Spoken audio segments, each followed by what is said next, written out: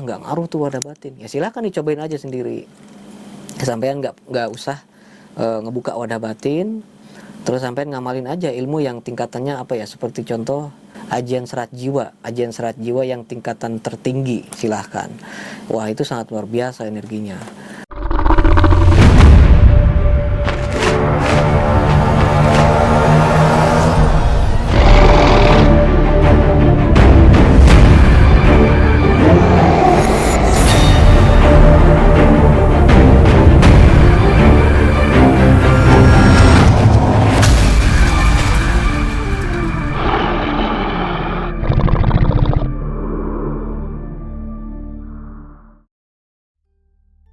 Assalamualaikum warahmatullahi wabarakatuh. Ketemu lagi dengan saya Ki Bagus Purwas.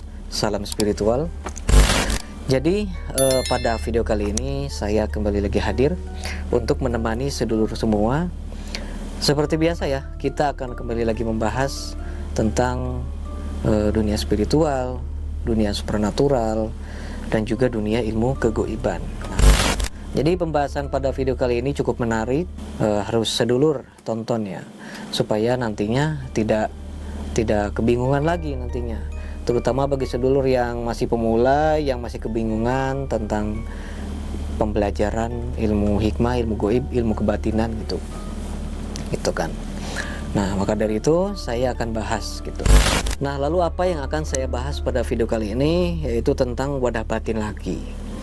Sebenarnya sudah sering loh saya bahas tentang wadah batin ini. Mungkin udah beberapa video ya, mungkin adalah 5 mungkin. Ada 5 video kok, kalau nggak salah gitu. Ada sekitar 5. Nah, jadi saya akan bahas lagi ya tentang wadah batin ini. Karena memang untuk wadah batin ini ternyata masih ada beberapa yang masih bingung, masih ada beberapa yang tidak mengerti tentang cara kerja wadah batin ini. Ada yang berpendapat, katanya, masa sih wadah batin itu nggak ada fungsinya kok, wadah batin itu nggak ada kok, wadah batin itu wadah batin itu nggak penting kok. Ada yang bilang seperti itu. Makanya itu ya, saya sering bahas soal wadah batin ini supaya sedulur itu tidak salah kaprah.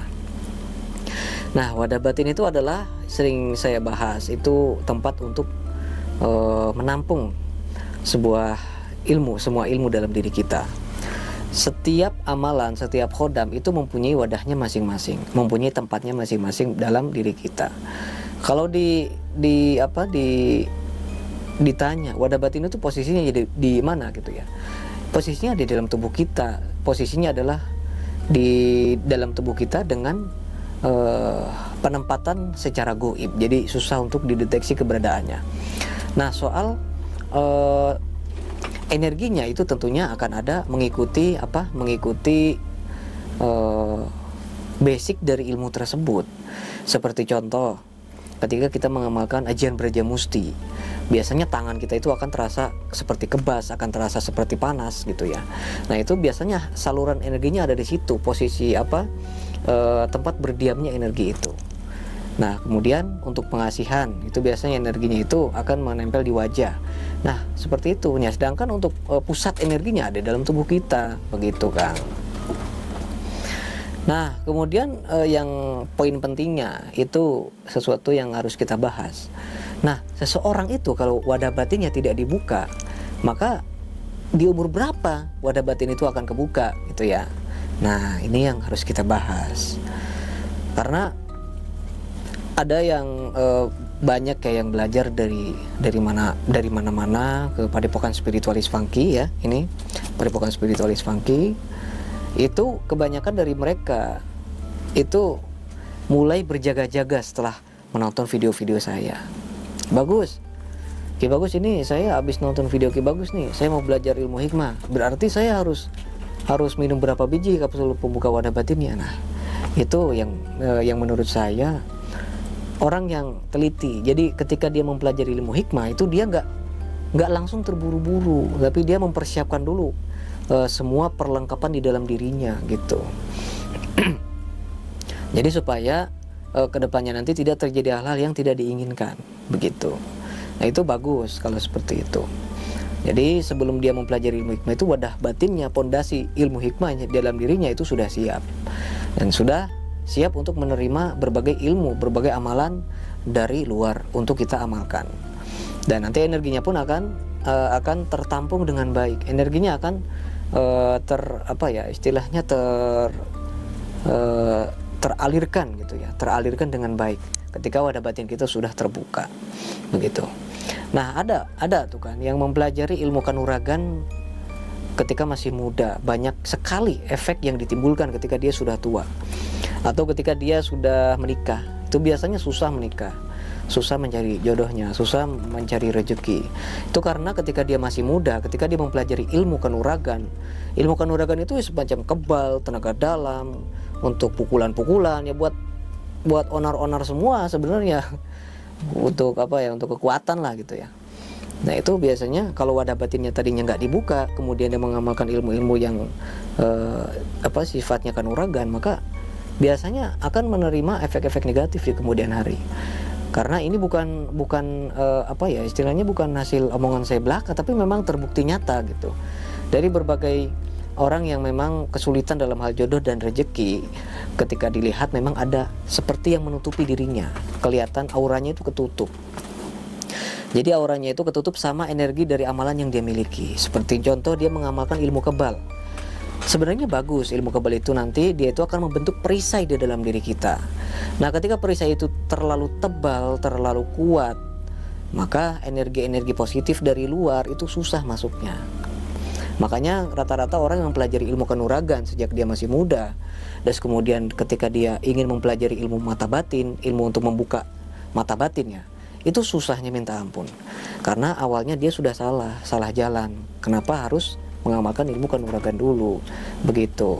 Makanya ini yang perlu kita waspadai. Nah, sedangkan wadah batin ini sangat penting, bagus buat sampean yang bertanya seperti itu ya. Bagus, saya mau mengamalkan ilmu ini, berarti saya harus buka wadah batin dulu ya. Nah, itu bagus. Jadi kalau kita sudah membuka wadah batin dulu, maka kesananya enak, mau ngapain juga, mau belajar ilmu apa aja juga bagus gitu, dulu bebas lah istilahnya gitu. Nah, tapi kebanyakan kan yang belajarnya waktu dulu kan nggak tahu, mungkin begitu. Nah, tetapi ketika wadah batin itu kita tidak buka, seperti contoh nih, Ki Bagus saya nggak mau buka wadah batin deh. Menurut Ki Bagus, kira-kira saya di umur berapa nih kebuka sendiri? Itu bisa. Setiap orang pun itu mempunyai waktunya masing-masing. Misalnya ini kan ada ya, banyak ya yang ingin dibuka wadah batinnya mungkin karena dia masih muda, masih umur 20 tahunan. Tentu wadah batinnya pun masih lemah karena dari pola pikirnya juga masih agak-agak sedikit dewasa lah gitu kalau umur 20-an. Tapi mungkin karena dia terlalu ingin untuk mempelajari berbagai keilmuan, jadi dia memaksa dirinya untuk membuka wadah batin secara instan dengan lewat seperti kapsul wadah batin dan lain-lain begitu. Tapi padahal dia juga sebenarnya nanti akan kebuka sendiri, nggak perlu dibuka oleh dirinya sendiri atau lewat kapsul wadah batin itu. Nah, pertanyaannya kapan wadah batin itu nantinya akan terbuka? Nah, ketika seseorang itu tidak membuka wadah batinnya secara sadar, itu biasanya akan terbuka di umur-umur 30 tahun ke atas. Matang-matangnya itu di umur 40 biasanya. Tapi itu semua kembali lagi, apakah dia masih mudanya itu mempelajari ilmu kanuragan enggak? Kalau dia mempelajari ilmu kanuragan tetap susah juga nanti kalau umur 30-40 juga gitu. Tapi kalau memang dia itu belum pernah mempelajari ilmu apapun, belum pernah mengamalkan amalan apapun, biasanya itu wadah batin akan terbuka sendiri antara umur matang-matang 40 tahun lah gitu ya, 40 tahunan begitu. Nah, itu kita harus menunggu dulu selama umur 40 tahun kalau kita ingin wadah batin kita kebuka sendiri. Nah, ketika wadah batin kita sudah siap nih, umur 40 tahun, pikiran juga sudah matang, terus kemudian pola pikirnya ya gitu sudah sangat dewasa sekali. Oke, itu sudah bisa mengamalkan ilmu hikmah. Tapi masa sih Ki Bagus saya harus nunggu dulu 20 tahun lagi? Sekarang umur saya baru 20 tahun. Masa harus nunggu umur 40 dulu ketika saya ingin mempelajari ilmu hikmah gitu kan? Nah, makanya solusi dari saya itu adalah kapsul wadah batin. Nah, begitu. Nah, nanti kalau kita sudah menyelaraskan kapsul wadah batin atau sudah dibuka nih wadah batinnya sama orang yang sudah ahli, itu nanti bebas kesananya mau mempelajari ilmu apapun juga nggak akan ada efek negatif, begitu.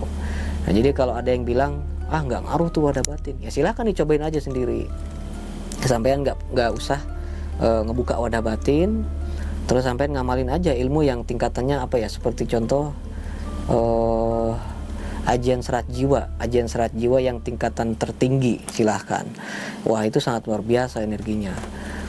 Maka itu sangat penting sekali, apalagi ketika kita mengamalkan ilmu-ilmu yang alirannya keras, alirannya panas, alirannya terlalu dahsyat gitu. Bila kita tidak ada bekal wadah batin yang cukup, mau disimpan di mana energi itu, gitu kan? Mau disimpan di mana? Banyak kok kasus-kasus yang ketika sudah wirid badannya bentol-bentol gitu ya. Terus sering sakit kepala. Itu yang paling sering itu badan yang bentol. Itu banyak, ada juga murid saya juga ada 2 orang yang pernah merasakan seperti itu. Setiap malam dia wirid terus, selama beberapa minggu tanpa henti. Sedangkan dia tidak pernah mengaplikasikan ilmu tersebut, tidak pernah menggunakannya, tidak pernah misalnya nih nggak pernah diniatkan buat mengobati orang, nggak pernah diniatkan buat keselamatan, dia cuma wirid aja setiap malam. Tentu itu energi akan mengumpul di dalam diri kita. Sedangkan wadah batin kita nih sudah mencapai batas lah, misalnya kuatnya hanya segitu, maka itu energi akan memuncak dan nggak bisa lagi ketampung. Nah, biasanya efeknya ke badan kita itu tiba-tiba besoknya itu tangannya, badannya semua gatal-gatal semua. Tapi bukan karena nyamuk, bukan karena alergi, bukan. Itu memang dari energi tersebut. Terus ada sekitar bulan kemarin juga ada lagi. Ya, kalau yang satunya ini dia itu memang terbilang masih pemula. Nah, ketika mau wiridkan suatu amalan itu besoknya itu langsung bentol-bentol semuanya, kakinya, badannya. Nah, itu salah satu efek ketika wadah batin kita memang belum cukup, tapi kita memaksakan mempelajari ilmu atau menampung energi di dalam diri kita. Nah, itu ya, semoga bermanfaat. Intinya semoga bermanfaat untuk semuanya pembahasan kita pada video kali ini. Semoga dapat menambah wawasan untuk kita semua soal wadah batin. Jadi cukup sekian, saya Ki Bagus Purwas. Assalamualaikum warahmatullahi wabarakatuh.